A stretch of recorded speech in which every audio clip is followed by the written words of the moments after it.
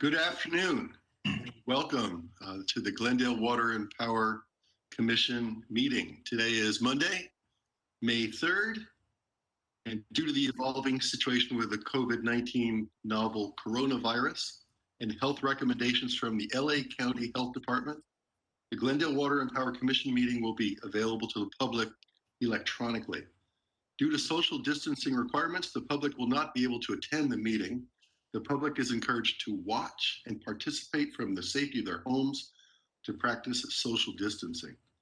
The meeting can be viewed on local cable, Charter Cable Channel 6, and AT&T UVerse Channel 99. Streaming online, https://www.glendale.ca.gov/government/public-meeting-portal. For public comments and questions during the meeting, please call 818-937-8100. Again, welcome to the meeting. Next item, please. Roll call. Commissioner Jasmadarian. Present. Commissioner Kadikian. Present. Commissioner Law. Present. Commissioner Peterson. Present. President Flanagan. Here. Thank you. And the next item would be GW Commission and staff comments. I'll just call on my fellow commissioners. Commissioner Lal, do you have any opening comment? I don't have any comments at this time, although I would be curious to know, and this might be addressed later in the meeting, but when would we be anticipating meeting in person again or somewhat in person in a hybrid model? Very good. And I guess that's just an open comment / question. Okay, I think we're all eager to do so as well. Commissioner Jasmadarian, any comments, questions? No comments or questions. Thank you. Commissioner Kadikian. No comments other than my apologies. I wasn't able to attend the last month's meeting, even though we're doing things with Zoom. You would think I would be able to, unless I was driving right at that time or flying right at that time, which in my case, I happen to be driving long distance. So my apologies and thank you for everybody else. Yeah, thanks for being here. Thank you for that. Commissioner Peterson. I have no general comments other than my colleague commissioner, I have to extend my apologies for today. I have a conflict that was going to cause me to drop off prior to 4:45. Very good. Understood. My only comment is I'd like to welcome John Toctalian back as the Assistant General Manager. It's great to see his face and have him at the helm. With that, are there any opening comments from you, John, or from your staff? Chair Flanagan, members of the committee, I just wanted to thank you for that welcome. I look forward to working alongside our very capable existing team over in Water and Power who run the management operations there since the retirement of Steve Zern under the leadership of Dan Scorza, Mike DeGhetto, Mark Young, and Craig Keenan. I have absolutely no doubt that that will continue until such time that we have the permanent appointment of a general manager of Water and Power in the next I'm not really sure when, but in the next couple of months, I want to say. In the interim, you have my commitment to do whatever is necessary to carry on the work that Water and Power has been doing thus far and into the future. I will just try to answer the question that was posed by Ms. Wall in terms of returning to in-person. If that was a question as to when, that really is dependent on the commission members themselves. We as staff are capable of managing that in-person meeting if the commission would like to do so, no different than how we do our council meetings. The buildings will still remain closed to the public because of the pandemic. However, the public has every opportunity still to participate via calling in as they do for these meetings. We anticipate that might change as well, but we won't know until after June 15th, which is when the state anticipates, at least preliminarily, opening up much more loosely than they have thus far. given that, do you think it would be prudent for us to be thinking about not the next meeting, but perhaps the one after that?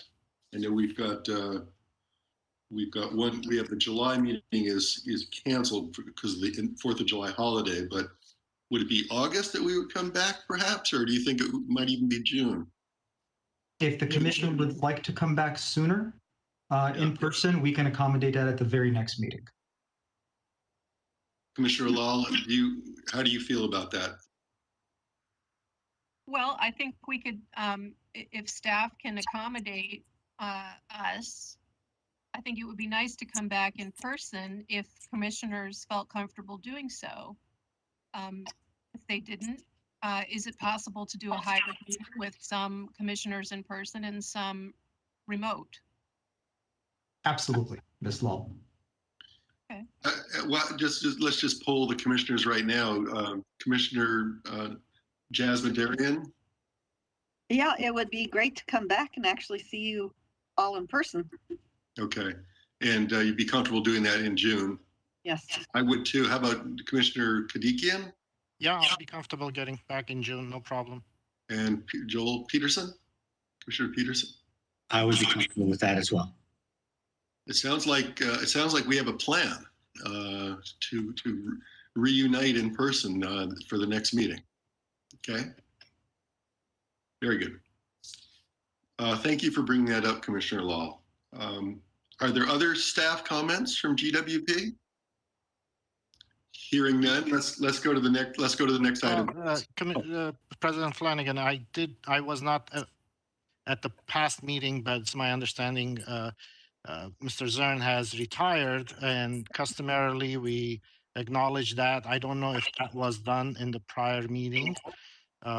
Maybe you can let me know. If not, then do we have any plans to do some sort of an acknowledgement, for his service? He's been GWP manager for a long time, as far as I know, more than 10 or probably 20 years. I do not know, but it's been a long time. We discussed this, only discussed his leaving, and it was a little awkward that we didn't get a chance to say goodbye in person. I think Commissioner Lal made that comment, and I agree with you. I think it would be very fitting to give some sort of a tribute or some sort of a recognition. I turn to staff. Is there a way that this has been done in the past? Would we try to rope him in and get him to come back to a commission meeting in person and give him a plaque or a lifelong certificate to Portos, or what do we do? Sheriff Flanagan, that's a novel idea. I don't know about the lifetime Porto deal. However, I'm sure we'll be happy to contact Mr. Zern and have him attend perhaps the next meeting, hopefully in person if possible, in order for the committee members to go ahead and make the comments that you'd like to make. And he actually already, I'm sure, did receive a plaque from the Glendale City Council. But if there was some form of actual official recognition that this commission wanted to provide him in terms of some sort of a framed certificate of achievement recognition, we can absolutely go ahead and accommodate that as well. I think that'd be fantastic. Let's put all that in motion. Will do. Thank you. Make a note to follow up with you on that. Okay. Great. I understand that he retired, during the pandemic, and at a point when I'm fairly sure that staff weren't able to get together to wish him well. So, if there are plans for some other type of official city recognition that we could participate in, that I think that would work too. It doesn't, in my point of view, it doesn't necessarily need to be as part of a commission meeting. But if there was going to be some kind of farewell acknowledgement from the city, we may have already missed that, but we could piggyback on that as well. Go ahead. I just want to say, I mean, there's always retirement parties. I'm not sure if that's happening now, given the COVID-19. John is indicating no, but I think we should make an effort on noting that we should have one as soon as possible, and not a full-on party, but just a recognition or something to that extent.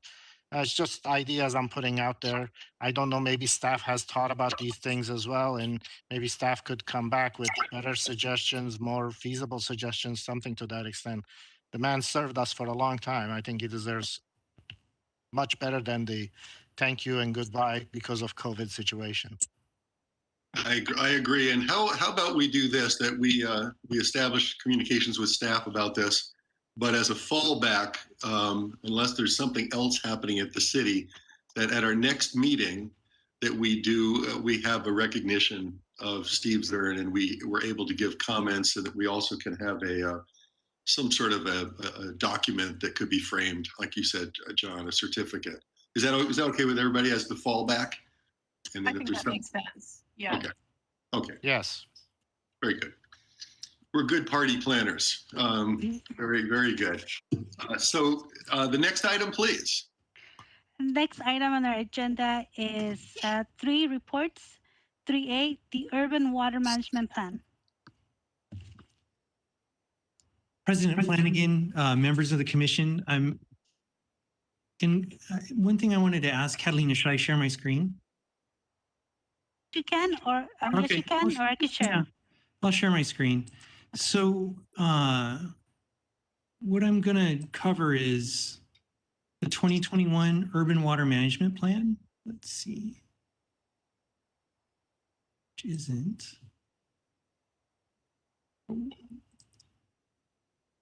This one, yeah. So do I have that up? The Urban Water Management Plan? Yep. All right. And the first thing I wanted to do before I start is just acknowledge that it's a group effort. So Graciela Zapata is a civil engineering associate, and she's doing a lot of work on the plan. Raja Takidan is a senior civil engineer. He's put a lot of effort and a lot of work into the plan. And then Richard Rule, Water Services Administrator, who oversees our engineering department, is really spearheading this. And so he and I are going to trade off during the presentation. We have like different slides that we're each going to cover. But I just wanted to be sure to acknowledge staff for helping with this. So the reason we're doing it is the water code requires an update every 5 years. So the last one we did was in 2016. And this plan gets submitted to the California Department of Water Resources.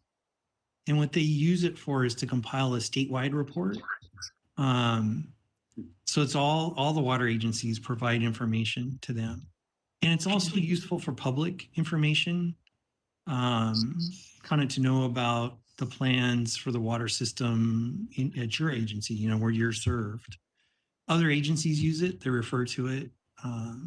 For instance, like we refer a lot to the Urban Water Management Plan for Metropolitan Water District. And then they have staff that read the urban water management plans of all the agencies that get served by Metropolitan. And it's on the council agenda for a public hearing on June 8th.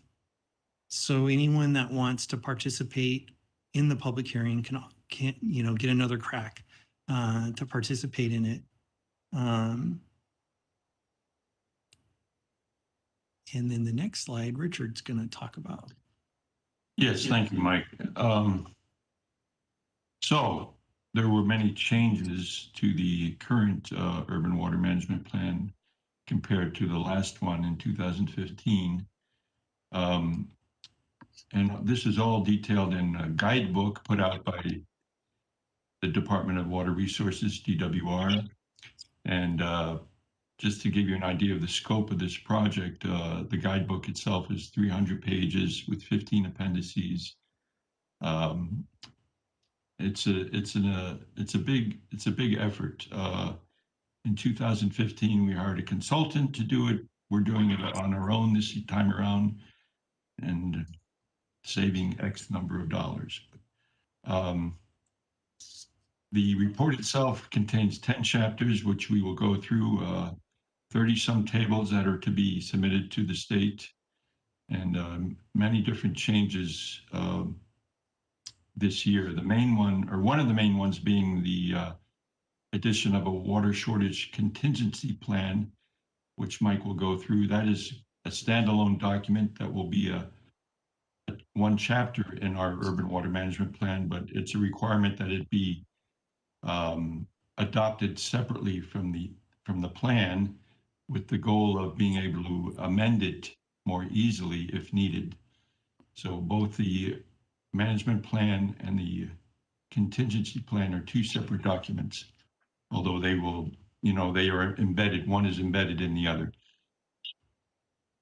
The bottom, or I'll just end with the bottom line of this whole effort, if to put it in the simplest terms, is to compare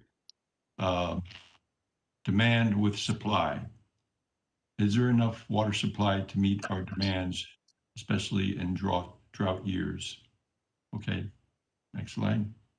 The reason for the changes is really like all the changes that are in the format is because of the water shortage we had in 2015. So this, the State Water Resources Control Board had a lot of frustration with local water agencies because there was this perception that if the governor said there's an emergency and everybody has to cut back, that somehow should apply equally to all water agencies, which really isn't the case. We're part of Metropolitan, and Metropolitan had already triggered a 15% cutback to all its member agencies, but the governor had issued a 25% cutback initially, and there was a lot of pushback because some agencies were wholly independent and didn't really need to cut back. So then they modified the amount of cutback each agency had to have. So what came out of that was legislation called Making Water Conservation a California Way of Life, which has basically all water agencies are supposed to put together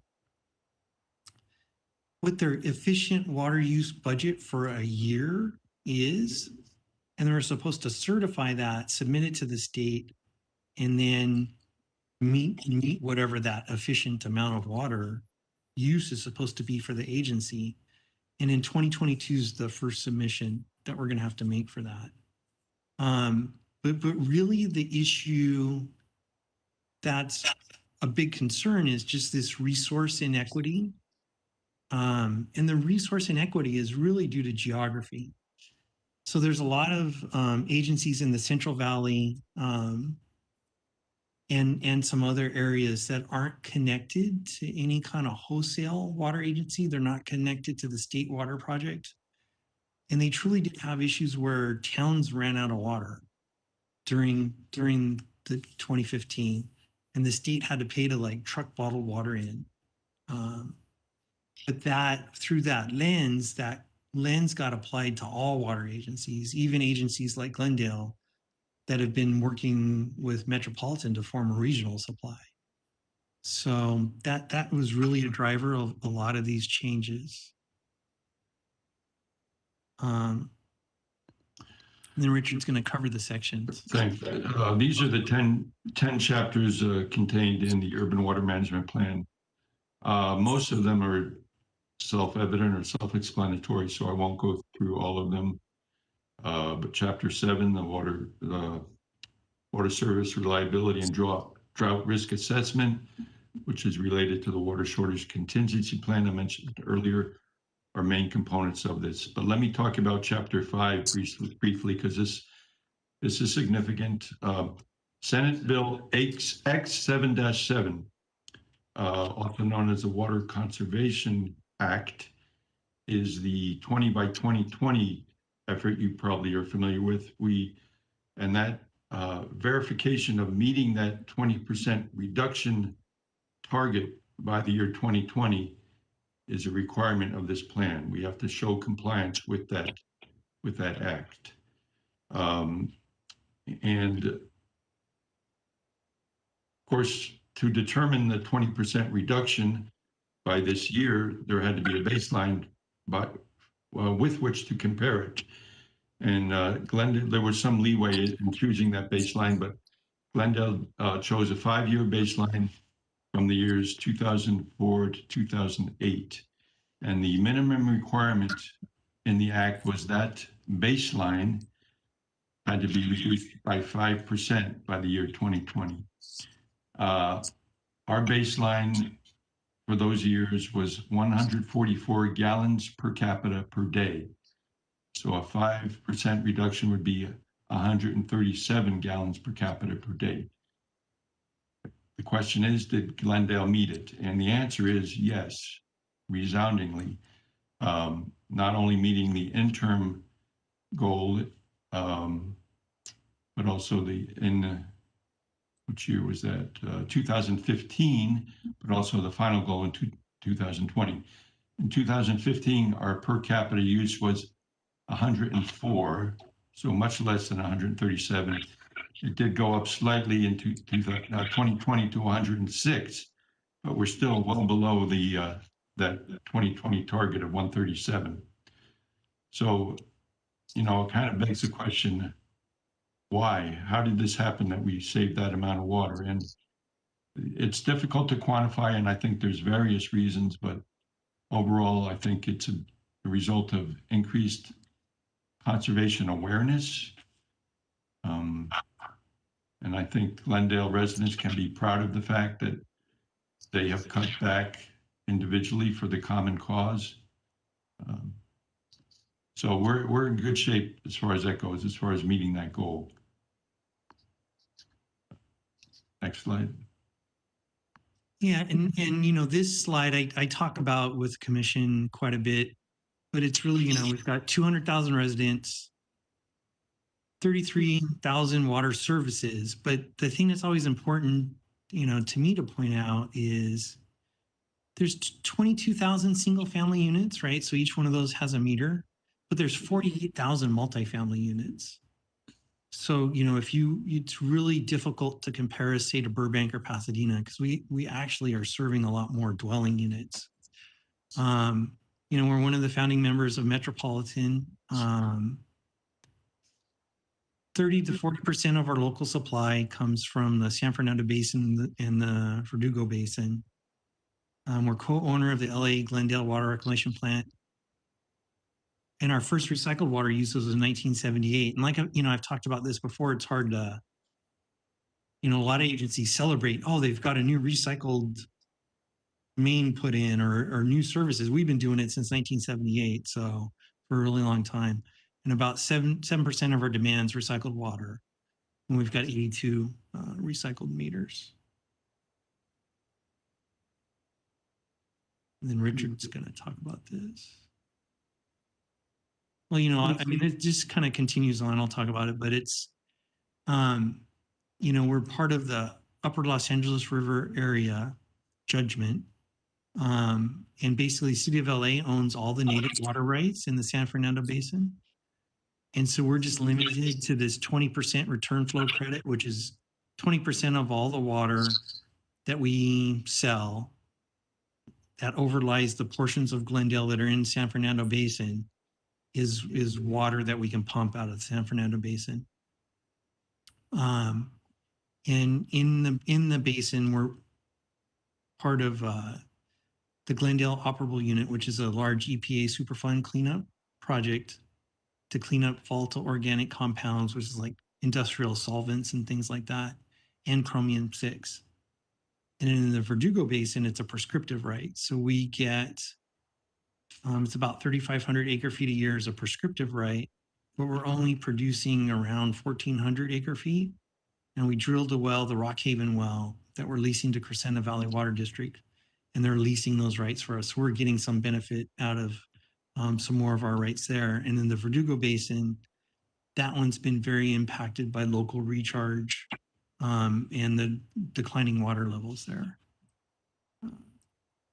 I think, Mike, I think we skipped a slide, number 7. I mean, I could just go over that real quickly. Oh, sorry. Yeah, go ahead. No, it's all right. Just to review, you've probably all seen this before too, but the sources of our water are depicted here.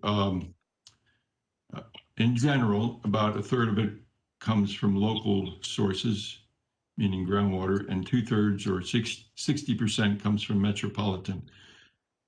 So the groundwater, like Mike said, comes from San Fernando, which is the largest producer. That means our Glendale operable unit, then only about 4% from the Verdugo Basin, and then about 7% of water utilized is recycled water from the Lagwarp treatment plant. And then Metropolitan imported water is about 60%. That's all.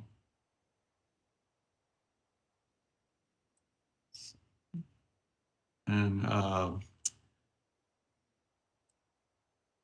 this map, this drawing shows our recycled water distribution system. The Glendale Water Reclamation Plant, Lagwarp, was built in 1976, and it's owned and operated jointly by Glendale and City of LA. And we split that operating expense, and we split the benefit of the recycled water it produces. So we each get half of the discharge. The purple pipe is existing recycled water distribution that we have, and the other colored pipe are proposed projects.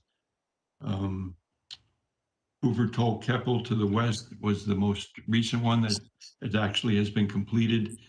And then there's a couple of others to the east, going up to Chevy Chase Golf Course. Camino San Rafael has a common area that can be irrigated.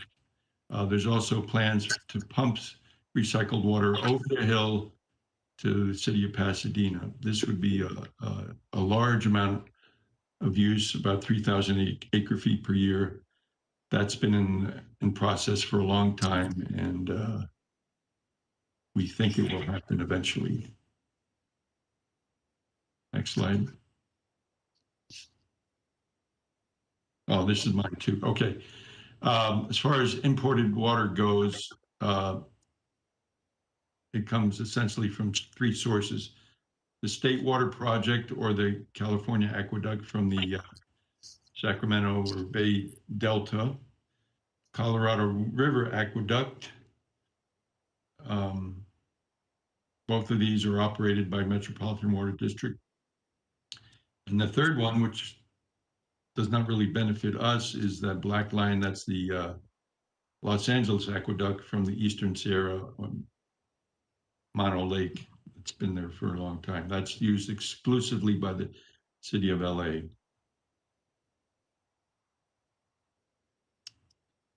Next slide.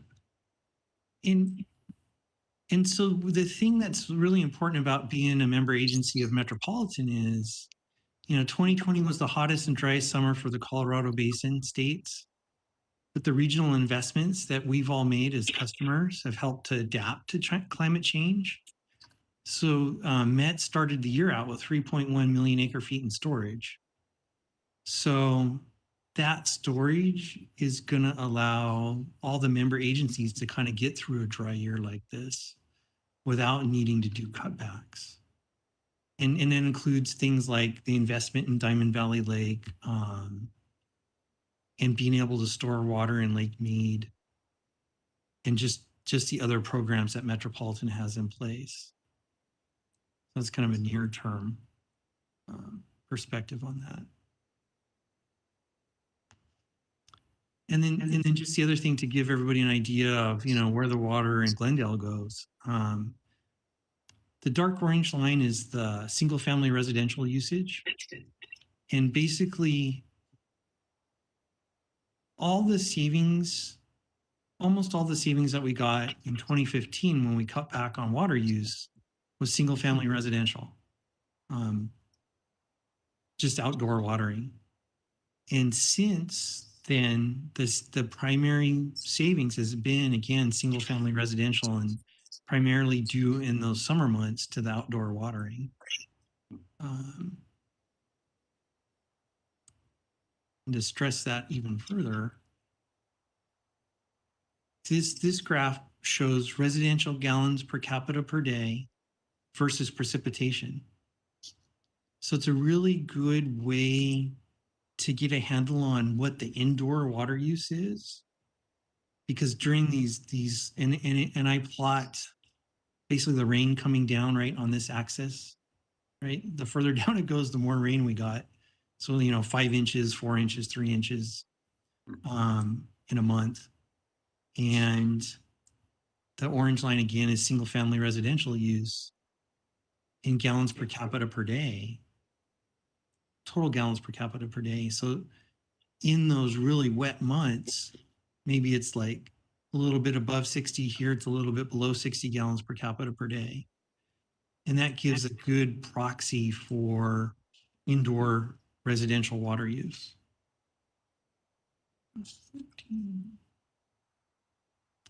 Then one of the changes, so the state was a little bit frustrated during 2015 on the messaging, because every agency has a different method of going about having cutbacks. So in Glendale, we have 5 stages, but the state wants to have 6 stages, but they allow us to keep our same 5 stages, and we have to do this thing called a crosswalk. That kind of shows how our 5 stages line up with the state's new 6 stages. And this is in the municipal code, Glendale Municipal Code. And it's basically, we're always in phase 1, you can't waste water. Phase 2 would be 3 days a week watering. Phase 3, which is, we did go to that during 2015, is 2 days a week watering. Phase 4 is 1 day a week watering, and then phase 5 is really 2 days per month watering, which would be the worst case if we got to that.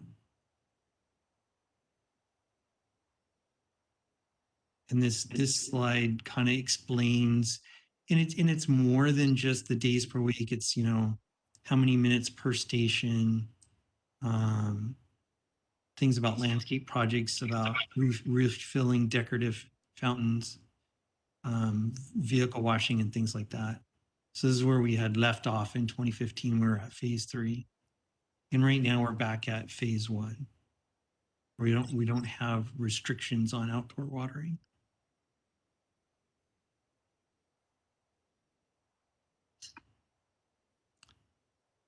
Then this fits into a little bit water service reliability. And that's one of the things that we have to consider in the urban water management plan. So we have a pretty sophisticated method of looking at what our demands are within each zone of our service area.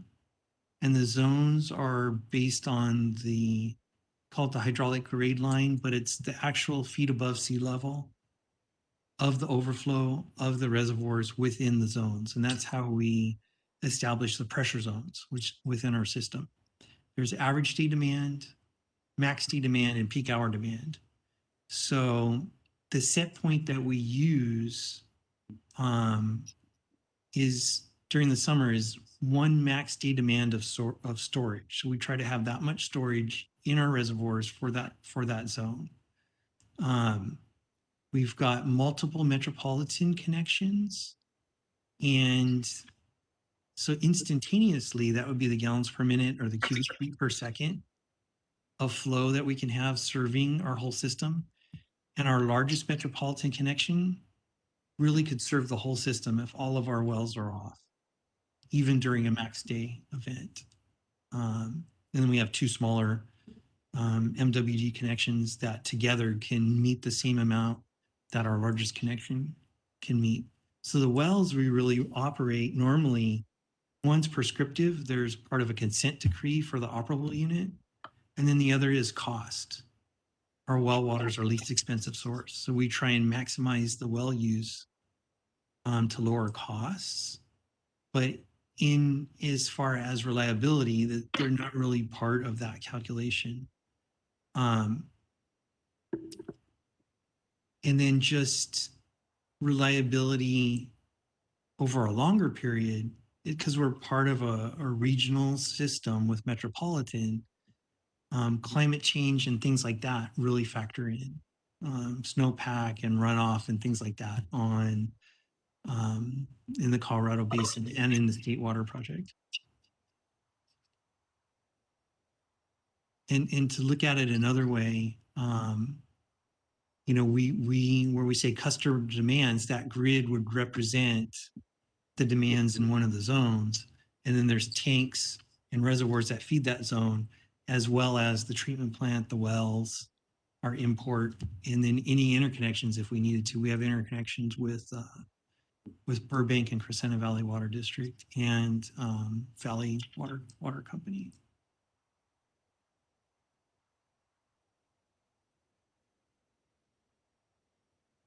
Just this is an overview of Metropolitan Water District service area. Like we said, 26 member agencies, of which we were one of the founding members. The large green in the south, that's the San Diego Water Authority. The orange in the middle, that's Orange County Metropolitan Water District, known as MODOC. The gray area up top is City of LA, and Glendale is that little pink dot right there amongst the, surrounded by LA. This simply shows that Met's service area, I mean, it's obviously significant. It's critical to Southern California. Next slide. And this just, you know, shows this is really where the water comes from. You know, sometimes they'll be asked, you know, Mike, why don't we do desalinization? And it's like, well, Glendale's not by the ocean, but really we are. We're doing natural desalinization because, you know, the evaporation from the ocean is what condenses as snowpack and precipitation up in the mountains. And it's just, you know, we're part of a big collection system to transport it from the Sierras and from the Colorado Basin all the way over to Glendale. So, and Richard, did you want to talk about this? But We skipped one again, I think, did we? Oh, 19. Oh, 18, we skipped 18. No, I'm sorry, I'm okay, my fault. No, go ahead, Mike, I'm on 21. This is just doing a cumulative look at how much we've saved, or how much our customers have saved since 2015. So, you know, when we were in those restrictive watering days, like each month might have been 20, 25%, but our cumulative total has stayed pretty steady at 18%. So we're pretty much 18% less use than we did in 2013. So, you know, folks have really stuck with the conservation since 2015. This graph, which you've seen before, is kind of a depiction of the same thing. It's water use over time, color-coded. The top line, or the highest use, is for 2013, and that year is used as the baseline for the 25% reduction that was mandated by the governor in 2015. So you can see 2014 went down a little bit.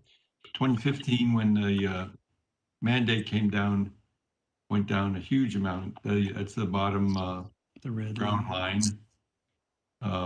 And then you can see the trend after that 25% reduction mandate, which resulted in the low usage in 2015. Glendale has been creeping up slowly from that point in usage.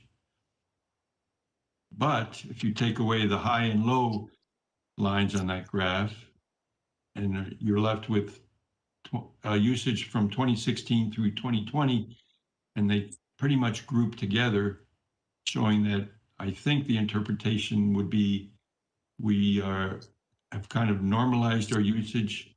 It's much less than it was in 2013, but it's gone up since 2015 and has kind of held consistent, flattened out in the recent years, indicating that possibly, you know, we've squeezed the onion, not as much as we can, but to a point where use has become normalized. And then really, future actions for the water supply reliability would be tunnels around the Bay Delta. It improves the environment because it helps have the flow from the San Joaquin River be a more natural flow. It increases resiliency because we get a more steady, reliable source of water from the State Water Project. And then Metropolitan's working on a regional recycled water project in Carson, which will make more consistent and baseline supply and new supply. Some of it will be used for indirect potable, like groundwater recharge, but hopefully at some point when the direct potable regulations come online, Metropolitan will be able to use that for raw water augmentation before one of their treatment plants. Doing a local direct potable reuse project here in Glendale is an option that we can look at. Whenever the power plant project finishes, there's 2 wells there, and one of them is a completely clean well that we could put into the system right now. And we just haven't been able to do it because of, everything that's been happening with the power plant. And then just continued turf removal. Like I showed with those orange lines, that's really the next big area that we can reduce water use. And happy to take any questions. Thank you very much. Commissioner Law, do you have any questions?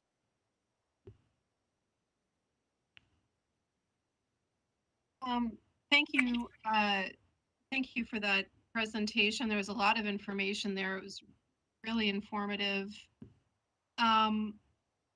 Couple of questions. I'm still kind of chewing over in my mind some of the information.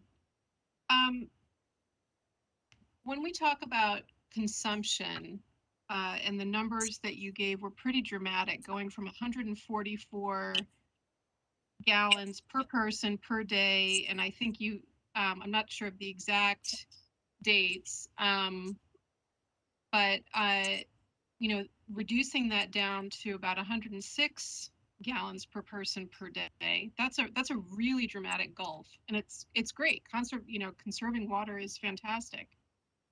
Do we know where that conservation occurs? Is it watering less? Is it physical changes to people's indoor plumbing?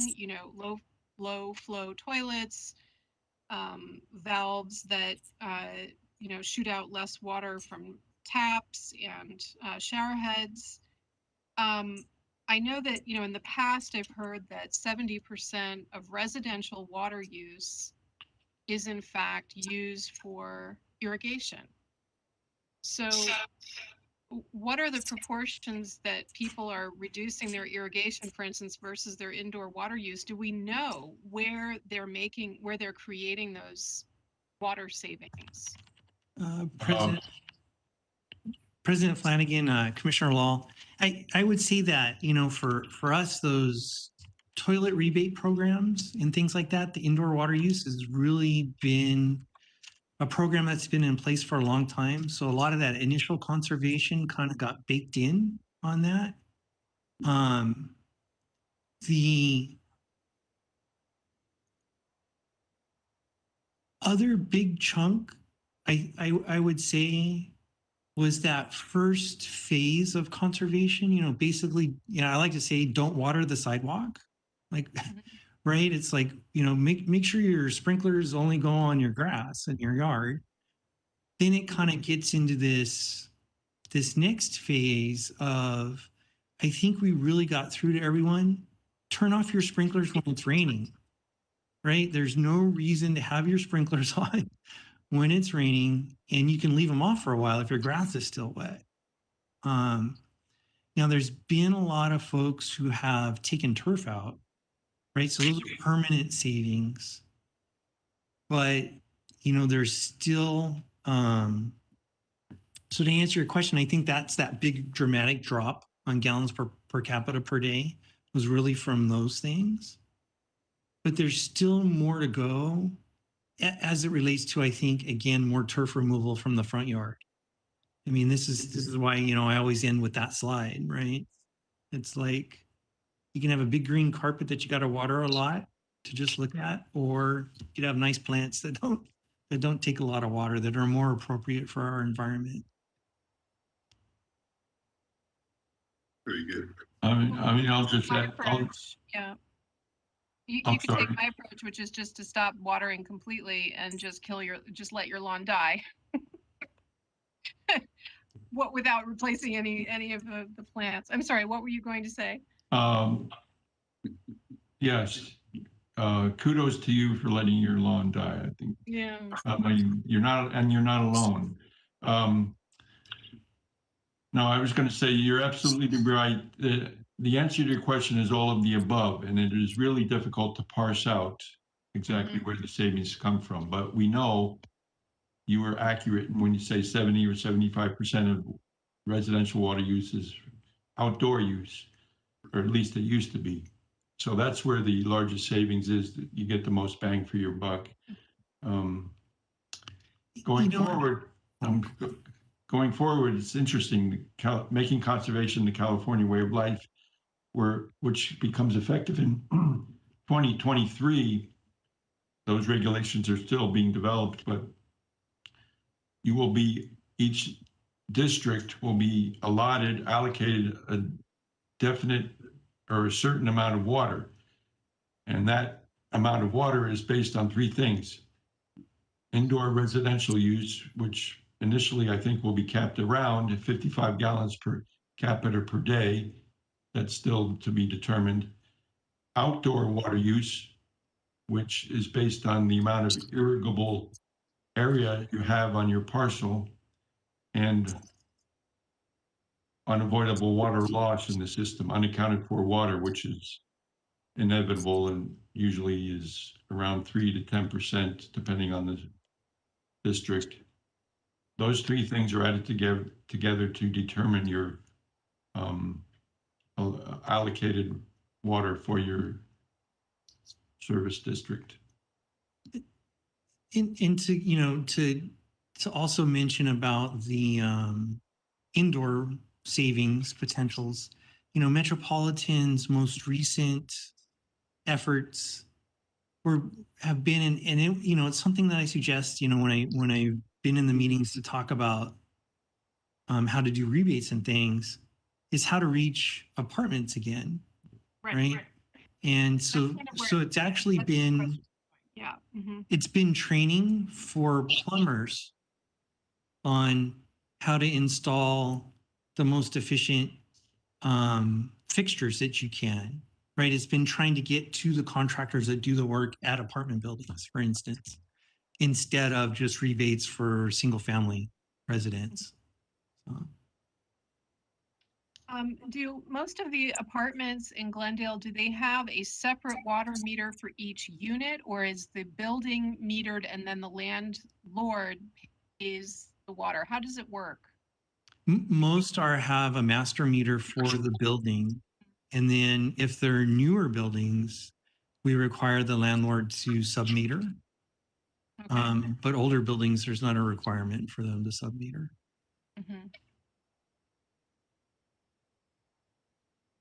Yeah, because I think it's really interesting, you know, the contrast versus having all of these multifamily units, and how do you really, you know, get to sort of that second level of conservation, because the first level you've already captured the low hanging fruit, which is like put the low flow toilet in and change the valves, and you know, encourage people to put in drought tolerant plantings. But you know, the more you push on conservation, you start to hit kind of a ceiling. And I wonder, you know, how we track where the conservation messages are getting through, and where we're successful in reducing consumption, and maybe then knowing where we're not and where there's additional work to do. Well, I mean, it's this slide that right here. In the summer, single family residential uses a lot of water. In the winter, they don't. Right. So it's outdoor. That's where we have to focus. Yeah. Okay. Which unless you have a separate irrigation meter for that parcel is very challenging to track. And separate irrigation meters typically are only for commercial properties. Right. Yeah, I mean, I hope that we've learned some lessons from the 2015, 2016 turf removal that, you know, some folks were able to, you know, get the California natives and the drought tolerant plantings and really change their landscaping to be low water use. And then some folks put, you know, green carpeting on where their lawn was, which doesn't have any environmental value. So I certainly hope that if we're facing another water shortage or drought coming up, that we've learned lessons from the previous drought.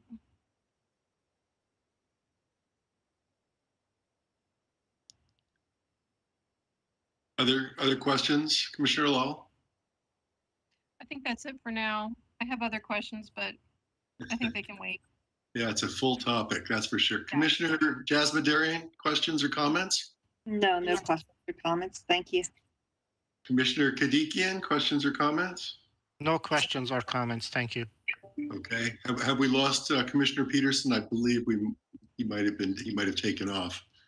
Well, I'll just say congratulations. What a great team we must have in place to have this in such good shape and to be able to pull this urban water management plan internally and to document our success. You mentioned, I just had very quick questions, but you mentioned selling some of our recycled water to Pasadena. And I think I heard that. Why would we do that?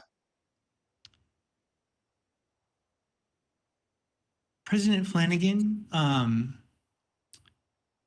I think it's been 27 or 28 years ago now. The city signed an agreement with Pasadena at the time. So this is like the early 1990s. I want to say it's around 1998 or 1988 or so, to build out our system, and Pasadena contributed funding to make our system large enough to ultimately supply them. I see. And at the time, it just seemed no one was thinking about direct potable reuse. So all the planning was based on where are there large public places or even private places to irrigate. And in order to use all the water that Glendale had available, it made sense to partner with Pasadena on that. Thank you. That makes sense. And then I'm very impressed with what we've done with regional planning and regional storage. And still in the papers, we keep reading about the drought that we're in statewide, the long-term drought. Is there anything else that we could be doing to prepare for sort of the worst case that we did experience years ago and that we invariably will experience again? President Flanagan, I personally believe that the thing we can do is support in Sacramento and with the governor's office to support those tunnels that go around the Bay Delta. And the reason I say that is the reason we have this water stored is because right after 2015, we had like almost 2 years worth of rain in 1 year.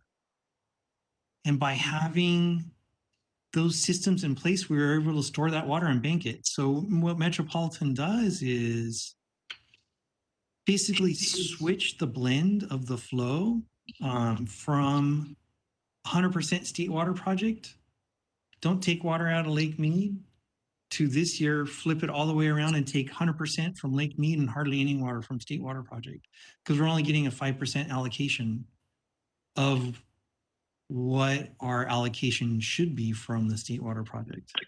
They're only giving us 5% of the 100%. We're getting a 95% cut back, if you want to say it that way. So things like that, supporting a project like that, I think is one of the best things we can do for the region. Well, thank you very much. Thanks to you and your team. Next item, please. Our next item is 3B, water risk resilience. President Flanagan, members of the commission, I'm going to share my screen again. Let's see.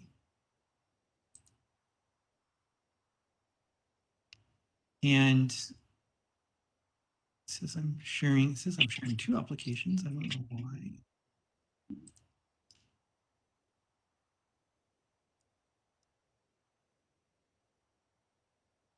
So Commissioner Jasmine had asked for an update on water and risk resilience. So just to give some historical background, you know, this really started after September 11th. You know, the Homeland Security Act required water agencies of our size to do vulnerability assessments on the water system. And anything that comes from the federal government to water agencies goes through the EPA. EPA has oversight for water.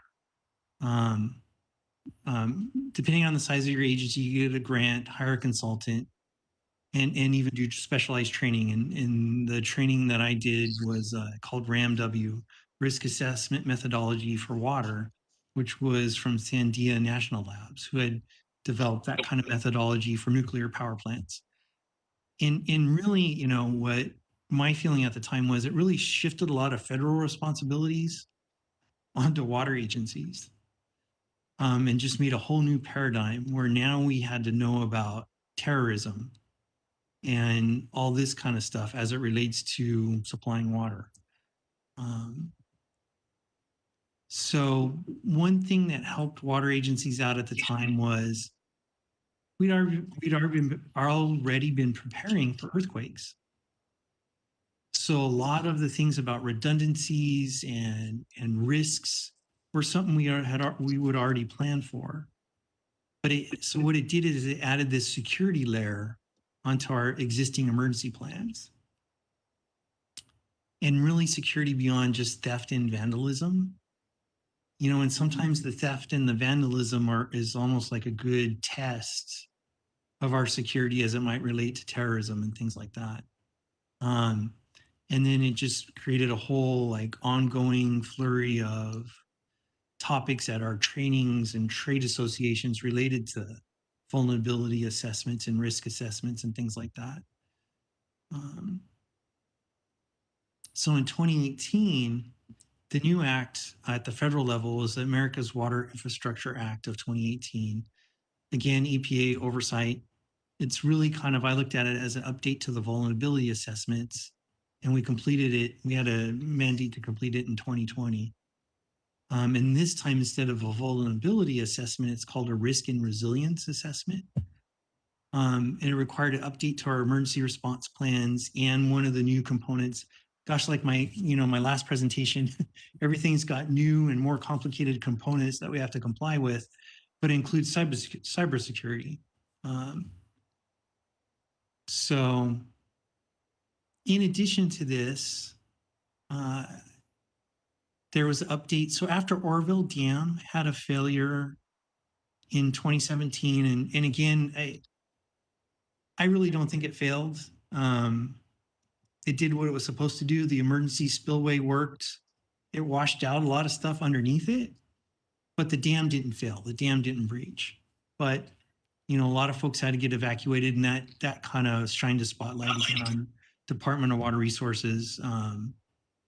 So as a result of that, state code was updated for dam owners. So the city, we have 5 dams that fall under jurisdiction of Division of Safety of Dams, which is under Department of Water Resources. And we had to update our inundation map. So we hired a consultant to help us with that. And quite frankly, you know, that was like money well spent. You know, our old inundation maps were hand drawn, you know, so there's new software that gives you like a very good amount of resolution related to the wave speed and the arrival of a wave after a dam fails, as well as like the depth that it reaches to the extent of after the dam fails. And in addition to Division of Safety and Dams, we had to update our emergency response plans and submit them to the California Office of Emergency Services, which is under the governor's office. And I do have to say that Graciela Zapata is, again, been doing a lot of work on these as well, working with Cal OES on getting these approved. I don't know that she knew I was going to say that, but so really here, what we use, we call it our water emergency tactical plan. And to me, it's the emergency response plan and the emergency action plan by a different name, but it's all rolled into one. It supplements the overall GWP emergency plan, and it's really more focused than the city's hazard mitigation plan. So there's also the city level hazard mitigation plan. It's protected from public disclosure because it's really a document. I mean, I'll say it this way, and this is part of the training that I had, you know, after September 11th, but I just figured that everyone that asked me to see a copy of it is a terrorist, right? And I also, that's my posture, really to protect the city's assets. And then the other part of it to think about is we don't publish it, we don't post it online. And it's just for our water staff to use. We practice internally once a year, and we update it annually. And the latest update we've been doing, so I show just as like our intro page. You know, a lot of the sample plans that you'll read, in my mind, aren't very useful during an emergency. They talk about what should be in a plan, but when you're in an emergency, I don't care about what should be on a plan. I want to know what I'm supposed to do. So I've been personally through 3 separate emergencies. One, when I worked at Castaic Power Plant, and this was like during the 90s before there was the National Incident Management System training was such widely used. I mean, I worked like a 28-hour shift when something happened there, just like on the ground, trying to get that disaster recovery going. I've worked on one in the city of Barstow. We had basically like the worst level of water emergency you can have. It was a do not drink. There's one worse than that. It's do not use, but this was do not drink. Normally a boil water you get pretty excited about, but this one was perchlorate contamination. So the whole city of Barstow, a week before Thanksgiving, couldn't use any water. So, and I was like a logistics chief for part of that, and I responded on site as well. And then the other disaster I worked on was it was in Hawthorne, and we were destroying an old well, and it turned out there was methane gas in the well. And the utility I worked at, we had to evacuate a whole neighborhood for over a week, and we had to bring a specialized outside contractor called Boots and Coots, which was a John Wayne movie where he played one of the people there. We had to bring them in to help cap the well. So kind of just having worked through those things, the last thing I want is to read some plan about what you should be doing to prepare for an emergency. So we're really updating our plan to say, read this first, do this, and then what are your action items? And then we have like the background notes that when you're sitting in the emergency operations center at 12 in the morning and it's really quiet, you could kind of read the rest of the notes. And again, when we talked about this the last time, but a little bit. So what we want to prepare for is like a 6-month outage, because the Colorado River Aqueduct and the State Water Project might be down for 6 months. And that's 60% of our water supply. So one good thing is Metropolitan, and we've all invested in Diamond Valley Lake. That's where Metropolitan keeps its emergency supply. So when we talk about, this year we're going to get through the drought because there's 3 million acre feet in storage. That's dry year storage. That's not even the emergency supply. So immediately, one of the first things that's going to happen is I'm going to go to the general manager. We'll go to, the mayor, the city manager, to immediately go to phase 5 of our mandatory conservation, right? You can't use it for outdoor watering. You can't do any of this stuff because we got to conserve it to get through this 6 months of getting these other supplies into the region back into service. Then the other thing kind of internally is we have one portable emergency generator. We have one pump station that has a dedicated engine, but our emergency backup's Grayson. That's the big generator with a big extension cord that goes to all of our pump stations. So even after the 94 earthquake, it was back up in a few hours. I want to say about 4 hours. So our water system has never suffered a big prolonged outage. So I've got a draft plan that I prepared where we should put emergency generators at each facility and trying to size it to meet those minimum demands as if we're in that phase 5 of, like, I'm not going to size generators so people can water their lawns. We're going to size it so people have drinking water. But we're also going to have some projects we're going to have to go to council because we're going to need some bigger generators permanently installed in some areas. So that's kind of, more of the local dealing with a disaster. And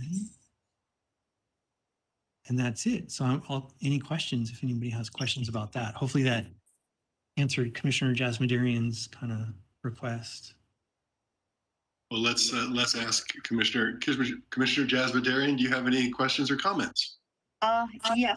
So I guess specifically the emergency generators. What are your plans on when you'll be able to purchase more?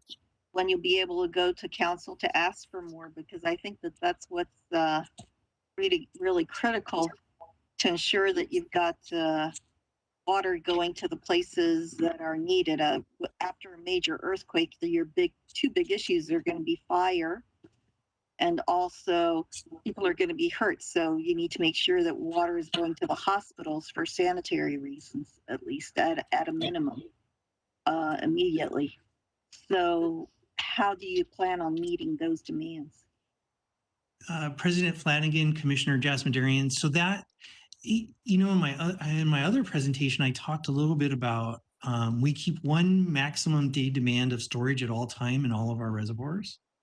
So that's what we're going to rely on for that immediate aftermath of earthquake, for fire protection, and for serving hospitals and basically everybody else for their drinking water. So that at that point, when I say max day demand, so that's a summer day max day demand. When we go to that mandatory conservation, and we're going to stretch that out for a couple of days. Then we've got one portable generator that can run the biggest pump at one of our pump stations, which we'll be able to strategically place if we need to, if there's some aftermath. But then beyond that, in the plan that I have, there's some generators that are really so small that we should be able to buy them within our O&M budget. And so we have several of those planned out for some of the areas. But the bigger ones, we're probably going to need the help of a consultant because there's going to be electrical work associated with them and some AQMD permits. So what I really tried to do in the study is anywhere I can size the generators in a way that I don't need an AQMD permit. And then that whittles it down maybe to 6 or 10 locations where we're going to have a consultant. We're going to have to get AQMD permits and some things like that. So implementing all of it, I'm still going to be like a year or two, probably maybe one more year of design and things like that and budgeting, and then another year of bidding it out and contracting on some of those bigger sites. Hope that answers Yes. the question. Okay. Yes, thank you. Other questions, Commissioner Jasmine-Darian? No other questions. Okay. Commissioner Lal, questions, comments? No, that was very helpful, and Commissioner Jasmine asked the question I was going to ask, which was a timeline. So yeah, thank you very much, and really appreciate the deep dive into water related issues today from you and your staff. Thank you. Commissioner Kadikian, any questions or comments? I just have a comment with regards to at some point, hopefully prior to going to council, that this commission will be presented with the option so that this commission will give its recommendation to council. The way I see it is we're kind of an extension to provide a recommendation to council because they have so many other issues that they deal with at the same time. At least my appointing councilman expects me to provide some sort of a recommendation. So with that in mind, always it's a good idea to engage this commission prior to going to council for funds. Very good. It's interesting, we all sort of keyed off on the generators, but the level of preparedness is really impressive. And so we thank you for that. Yeah, the generators are kind of an interesting issue because, you know, after the California wildfires and the introduction of the public safety power shutoff events, the PSPS events in the investor-owned utility territories, generator sales are going through the roof. But it's the generators, of course, are using fossil fuels, which are exacerbating the climate change issue. I know that they're a very inexpensive way of getting backup, and if they're only used for a very small portion of the time, one can certainly can make a case for generators. There is a whole new wave, and my company is very involved with this, but there's a whole new wave of coming up with solar storage solutions instead of generators. And if they're the way to make the economics of that work is to have them have day jobs. And so you've got solar working every day and you've got batteries working every day, and then you have resiliency when you need it. But again, thank you for this presentation. And it was really, I think, fantastic. Commissioner Jasmine Darian asked for this, and I think you've delivered very well. So again, thank you to your team as well. Next item, please. The next item is 3C, Power System Emergency Response.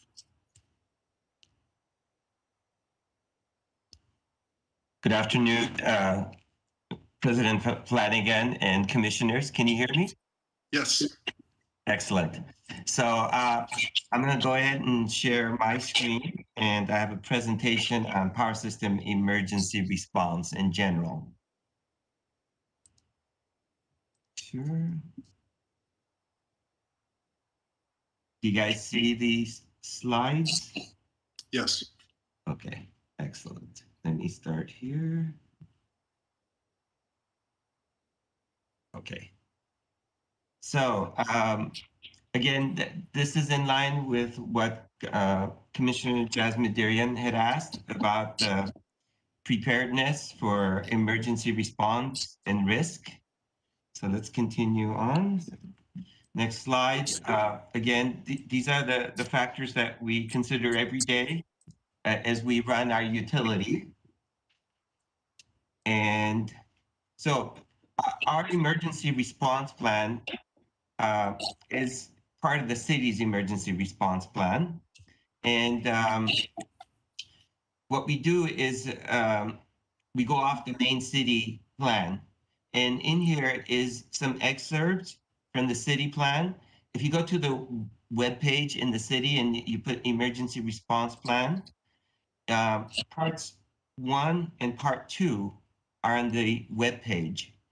And part 3 and part 4 are not, because that kind of has the proprietary information that kind of has the details, and that's not normally made public because it would have all the details of our responses, who it would be, and then some of the detailed response plans to different contingencies that we plan for. What I also included in there was some of the ordinances that activate the plan, and you can kind of see what the city considers emergency plans and where it comes from. one is designated by officials in the city. The other one, if the governor proclaims it for the state, including the city of Glendale. And then as we go down, there's others in there. So let me go on to the next slide, because it says on part 4 is where we would have the city information. But let's go on a little more. The city of Glendale plan has levels of emergencies, level 1, level 2, level 3. It also talks about the organization it uses in general in part 9 of the plan. And there you kind of see who the different incident commanders are. And then the EOC manager is normally somebody from the fire department. Again, and correctly, they would be the ones that respond to major emergencies in the city. And the department would be one of the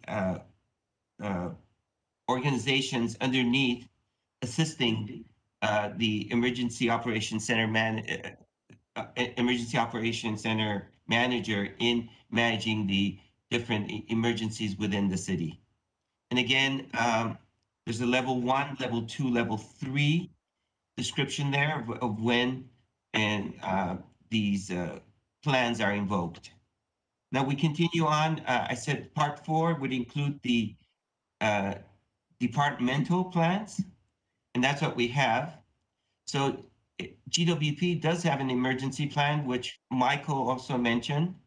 And in there, each of our sections would have parts of it. So the department emergency plan, and I had a copy besides me in my office. When I get out of the slide, you can kind of see it. Our version that we have was revised. It says December 10th, 2019. So it's about a year old, but sections of it, like Michael said, are updated annually. And again, I'm not going to go into which parts, but one of them is the water system updates as well. So again, we also have the levels of emergency response, and they coordinate with the Emergency Operations Center of the city.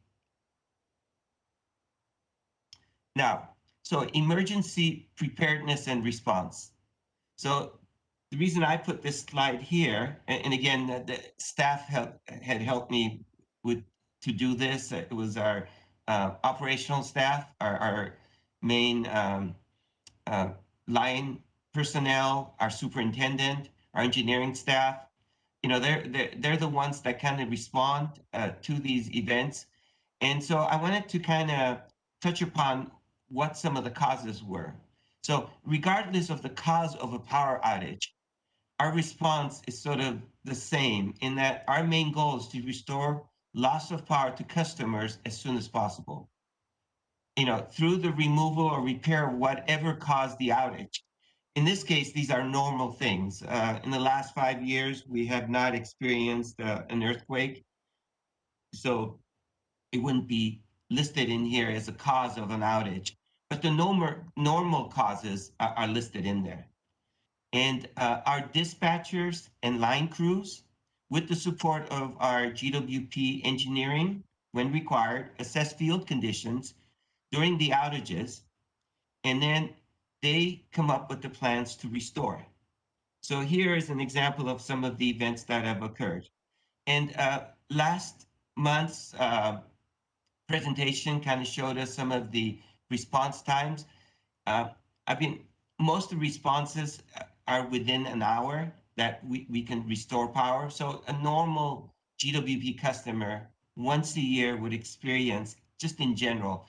Again, normally they wouldn't, but what the recent experience from the data we have is about a 1 hour outage in a year.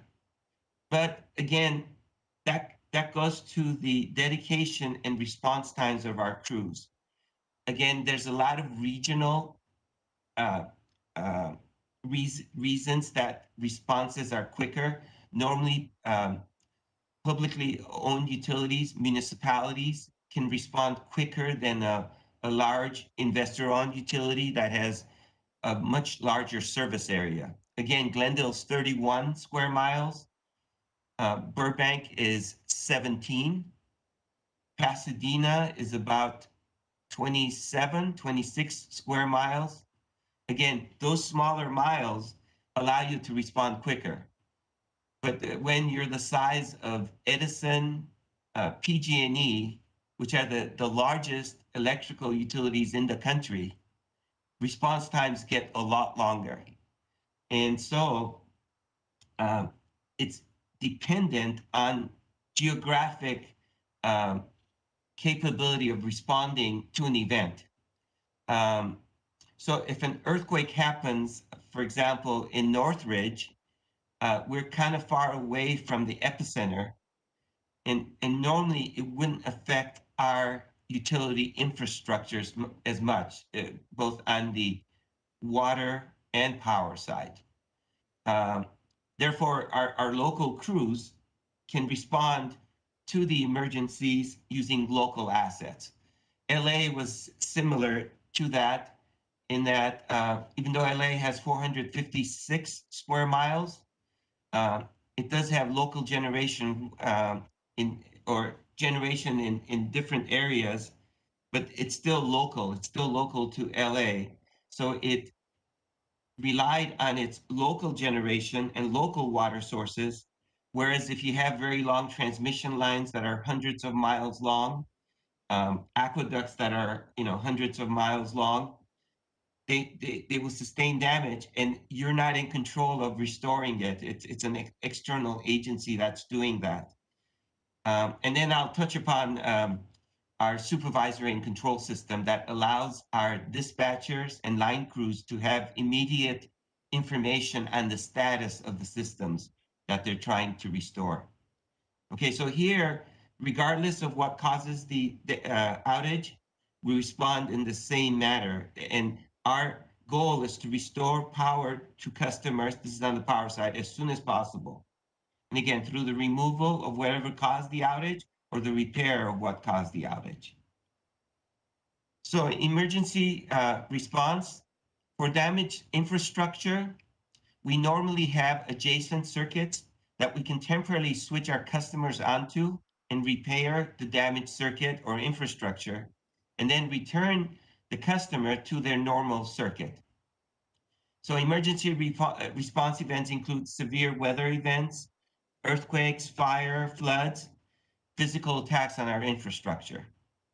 Now, FERC has something called critical energy or electric infrastructure information regulations. And these don't allow us to openly share the details on how we would restore or temporarily restore power to damaged substations and other infrastructure. In general, we would first use GWP resources and our local generation and crews. And I think Michael talked about Grayson being sort of our backup generator. Then we would ask for assistance through existing mutual assistance and aid or existing operational agreements from adjacent neighboring utilities to assist Glendale with external crews and resources. And through the use of our interconnected electrical lines to provide temporary power to Glendale until our infrastructure is repaired or restored to normal. We cannot share too much information publicly how this is done because of our critical energy infrastructure information concerns. So a little bit about our emergency preparedness and response, mutual aid and assistance through others. So here we have a list of the, in this case, it's the SCAPA utilities, Southern California Public Power Authority members. And it's all these utilities, not necessarily in Los Angeles County, but they can be in Orange County and San Bernardino and different counties there. And so these are the different entities that we have.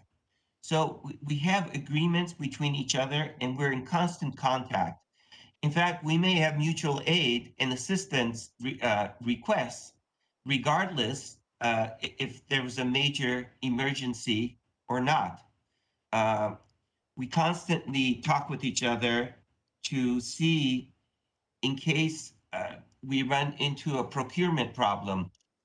For example, if we need to repair something because it was discovered through inspection in our substation, and we go to a vendor and the vendor says it would take 6 months to a year to get that part, but we discover something may affect our reliability and we want to change it as soon as possible. If a vendor does not have that supply, we go to our neighboring utilities, and some have very similar systems as we do, and spare parts in their warehouses. So we ask them if they have that in stock. And what we do is make an agreement with them to take the parts if they're not using it, uh, to allow us to use it or allow us to provide them with the component that they need. And then we would make an agreement for them to replace it or pay us for the equipment.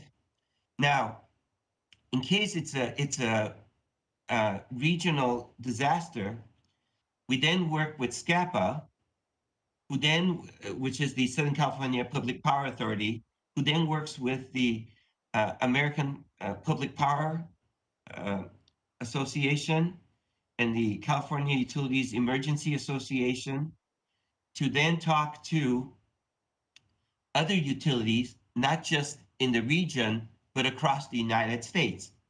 And then through them, we can ask for the same help, whether we need parts or maybe help from a crew from another utility that are not within the region here. And then APPA and CUEA also have relationships with FEMA. So we can go to the federal level and ask for federal help. And so this is sort of what we have in place. These are used at different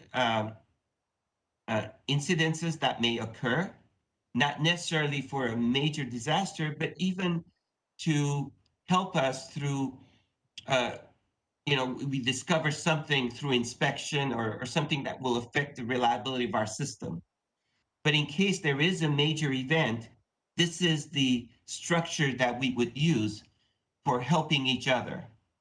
And in some instances, LA has asked help from Glendale, and we provided that. And then in some cases, Glendale has asked help from LA, Pasadena, or Burbank, and we've done that as well. So this is a structure that exists within the utility for help, and this is parts that's covered within our emergency response manual within GWP. So next topic, emergency response and hardening of the GWP grid. The question comes up, how do we harden GWP grid to withstand natural disasters? And this can kind of be answered through lessons learned after the 1971 and 1994 earthquakes. Why? Because that was probably one of the biggest events that we had that kind of affected all the utilities in the areas. Now, here's some key findings. In the 94, I remember, sort of like Mike DeGuerro mentioned, I was in LA, and so I was one of the people that responded to the 94 earthquake, so I can speak from experience. So most utilities were able to come back on partially or fully due to local generation. I believe Grayson came back in about 30 minutes in Glendale. Again, why? Because we weren't close to the epicenter. It was in Northridge.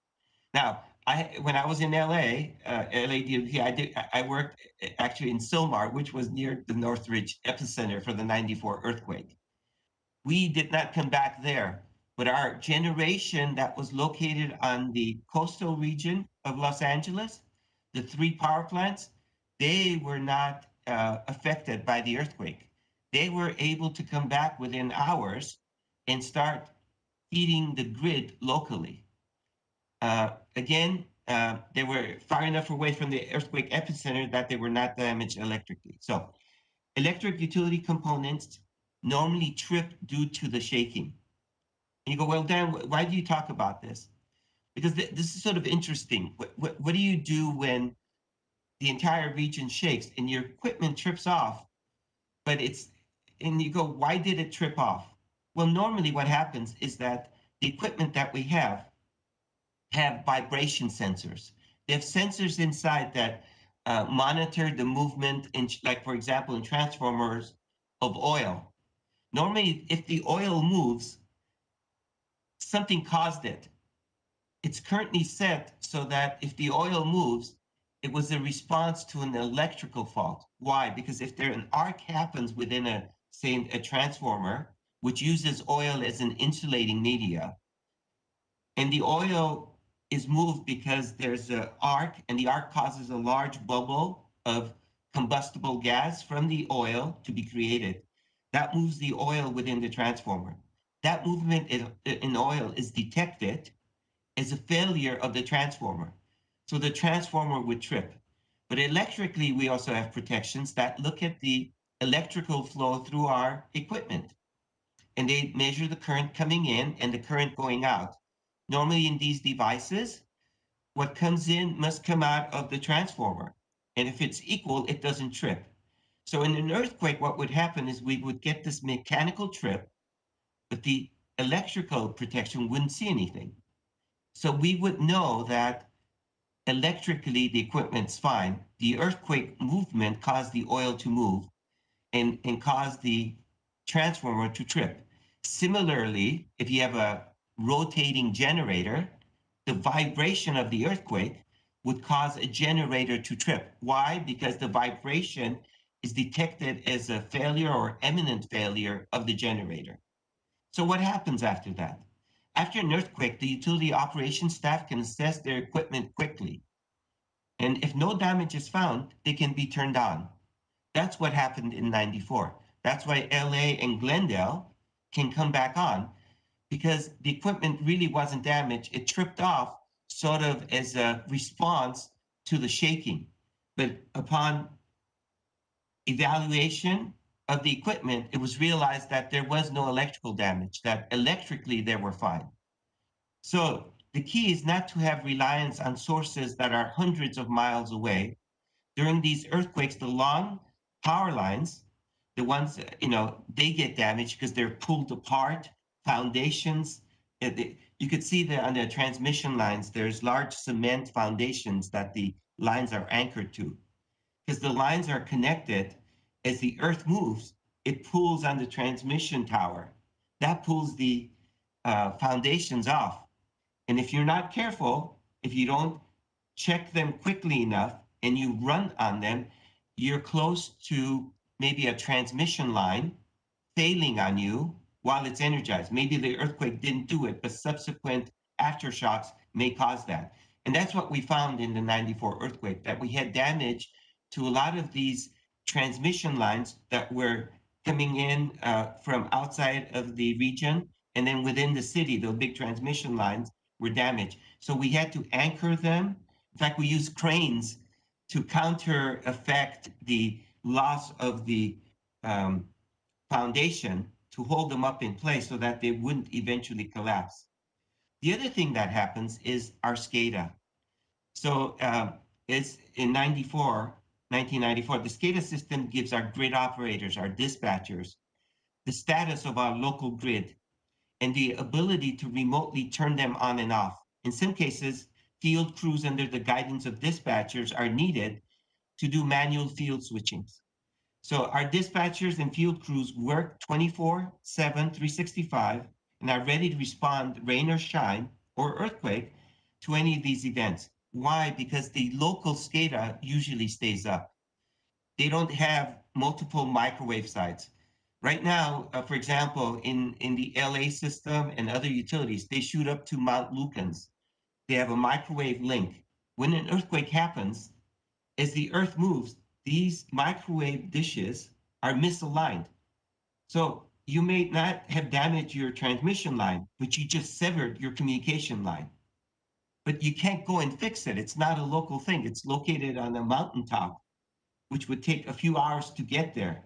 And then the realignment of communication equipment. And so because we had local grid, local SCADA, we're able to see our local system. We have local operators, we have local crews that we can immediately dispatch. to start working and restoring the system. And we do those assessments quickly. That's how we would respond to a major event, and why we can come back within 30 minutes or half an hour after a major earthquake, not centered in Glendale, but maybe just a few miles out. But the equipment is resilient enough to live through these seismic events. But because of the protections, they're not quite sure how to interpret the earthquake, may trip you off. So it takes people, experienced operator, experienced line people, to do a quick assessment to realize what was really damaged and what wasn't. And then what we can do is, again, use adjacent electrical lines to borrow from adjacent utilities. And also when we need manpower, we can invoke the mutual aid from adjacent utilities that didn't have damage, that may have excess crews available to come and help. So as a general thing, again, the SCADA system is what gives our local personnel an immediate picture of what the status is. And by having local crews, local operators, and local generations resources, and then our capability of switching our electrical system. Remember, we have 15,000 poles and multiple circuits, 105 feeder lines. And we can switch these in a fashion where if one is damaged, switch it out, put customers on the feeder circuits that are fine until we repair the damaged ones. And by having the SCADA system and our field crews work with our power system operators and dispatchers, we can immediately assess the situation. In that case, we would also ask residents to kind of lower their usage so that we can feed critical loads, hospitals, pumping stations. And again, we would prioritize the repairs. If water is needed, water to a pumping station, that would be prioritized high in terms of repairs. So within a few hours, we could restore power to critical pump stations, to critical hospitals. Normally, hospitals have a backup, but again, there's a list of priorities that we follow. There's normally what we call standard operating procedures and operating procedures that we follow for each type of event. Again, I can't share that with you because it has all our details of how we do this. And it would give away of sort of how we would restore, and also where the weak spots would be within our system. Again, in terms of where we have equipment that's critical.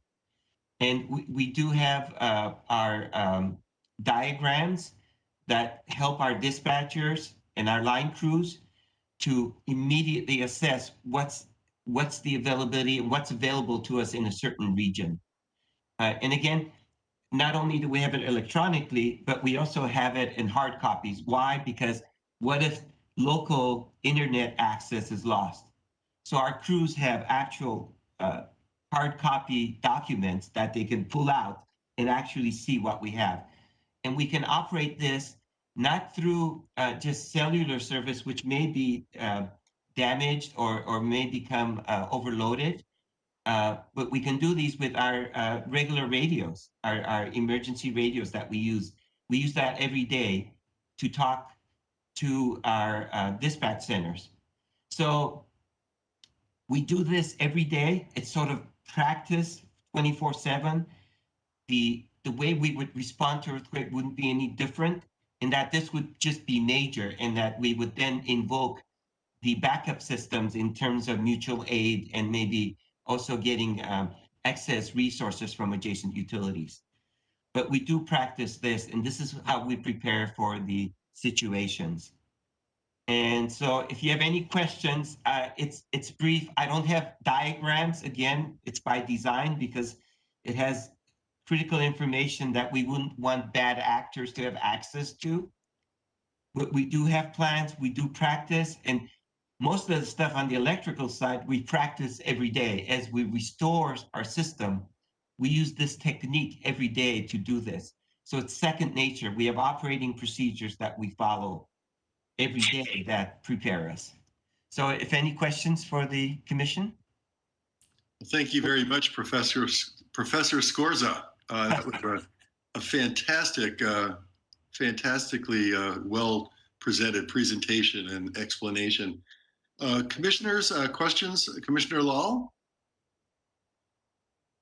No questions at this time. Thank you for the presentation. Commissioner Jasmine Darian? No questions. Thank you. Very good presentation. Commissioner Kadikian? No questions. Thank you. Very good. You got us all saturated. The one question I have, Dan, is you did a great job of talking about local outages, which we've hit on in some past meetings. You talked a lot about earthquakes, which I think was just fantastically useful for all of us. But what triggered this this agenda item was what happened in Texas, and there's been a lot of press about it, and a lot of criticism of ERCOT, their ISO down there.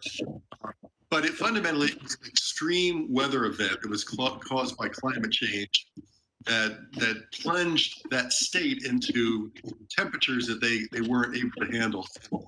I remember when this happened, I said, is there any parallel that could happen here? I think Commissioner Law mentioned wildfires, but we could just have an extreme heat event that we've never ever experienced before, or inversely an extreme cold event that we haven't experienced, say, since 1930, that we had a big freeze in LA. But so, what could you just respond to that? The really crazy weather events that are the result of climate change as we're experiencing it today, and are there things that we should be looking at even more than you described, which is very robust? There's some general things that we do. One of the differences that we have here in California that was different in Texas. Texas, by design, is not interconnected to the adjacent states. There was a portion in Texas that was electrically tied through transmission to, I believe, New Mexico.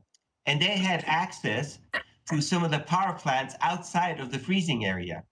Transmission lines, distribution lines are the least affected by freezing temperatures.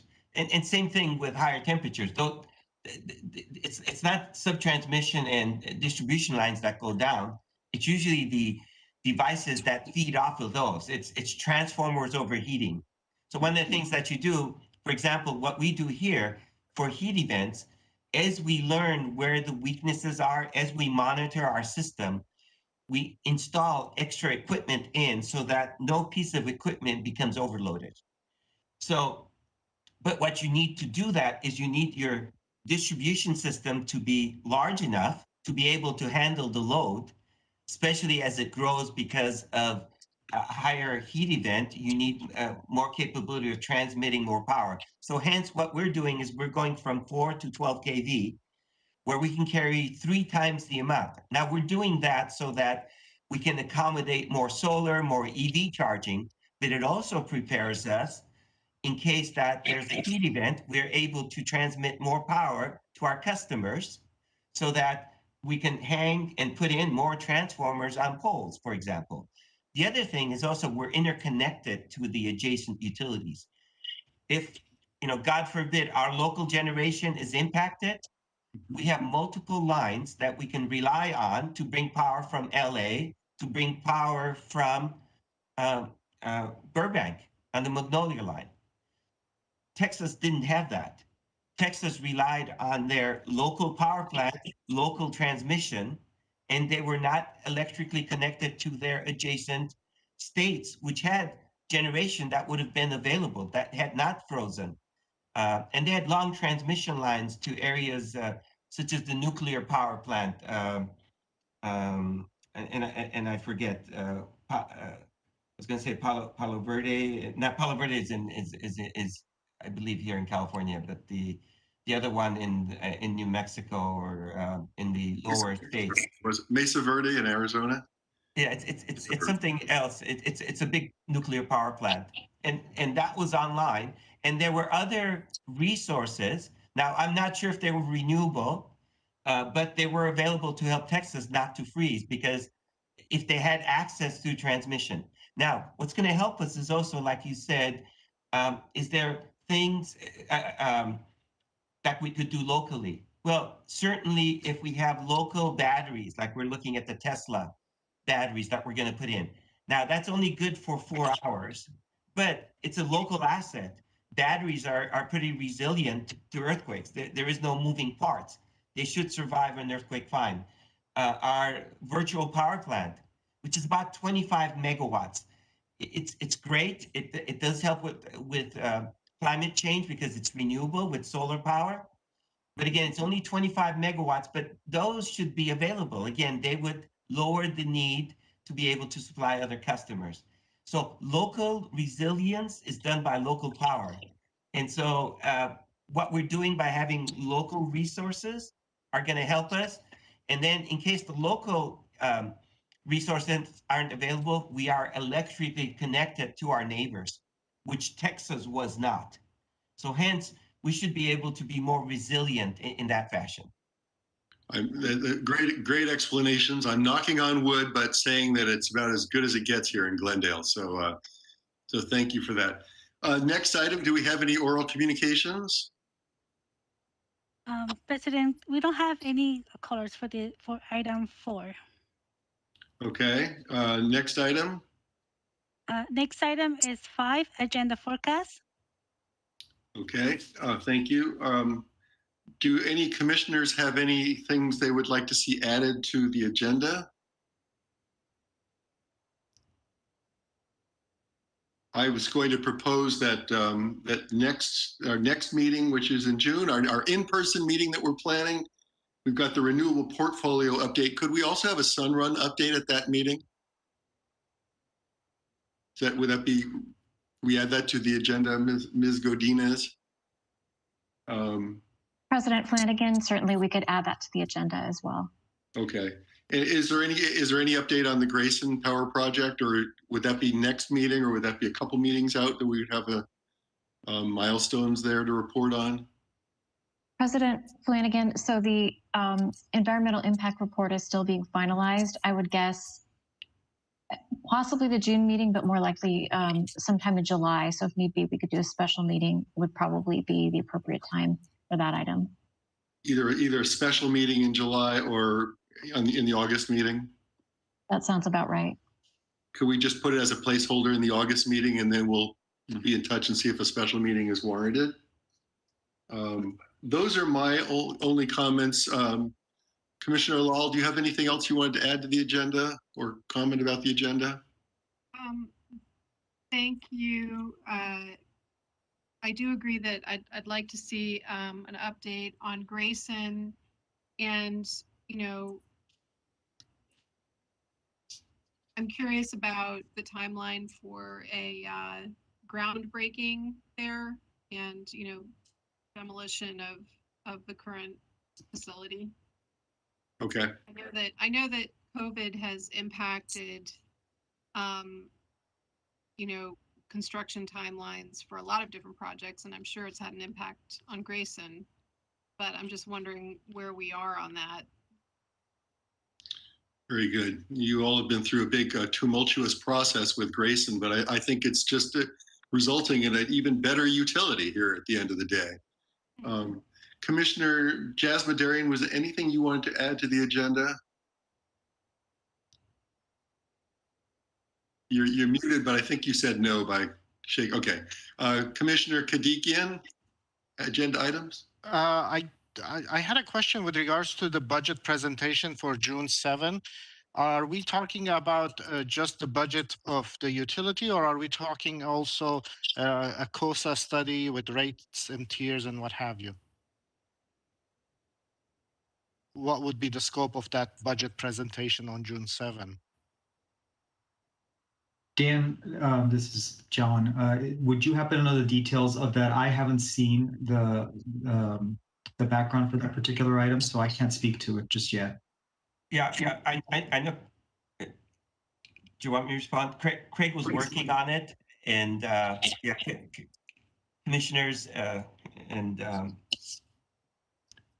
we were looking to get some data. I don't know if we would be ready to discuss all the details associated with that. So I think that the budget would be done alone, and then the COSA impacts again would be tied to the projects, and that we would be, you know, approving or looking at. So I'm not sure if they would go together.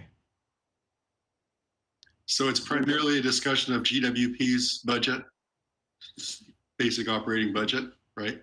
Yes, initially that's what we would be presenting. And then Yeah, I'm sorry, this is Craig Keenan. We would be presenting pretty much what we are going to present to City Council. It would not include the COSA. That would be a separate item that I would think we would present to you at some point, but that would be something that would go through city management and I would think most likely City Council before we brought it to the public in any way. Okay, that's fine. Thank you. I will just add, however, Craig, that this is the meeting for the GWP Commission will be on the 7th of June, if I'm not mistaken, and budget adoption by councils the following day, June 8th.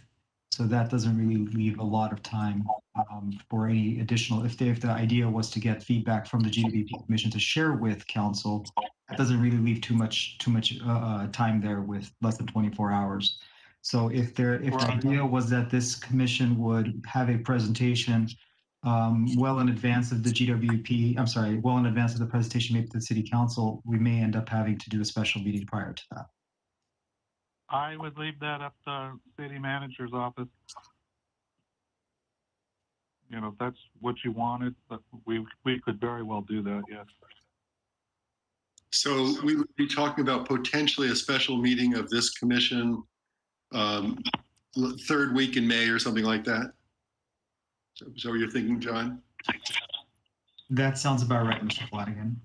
I really appreciate your comment because I don't think there's really much point in bringing presentations to the commission where there's no input needed or no time for input to be provided. So I'd be really in favor of that. Maybe we could have maybe it's a shorter meeting, but we just do focus on the budget.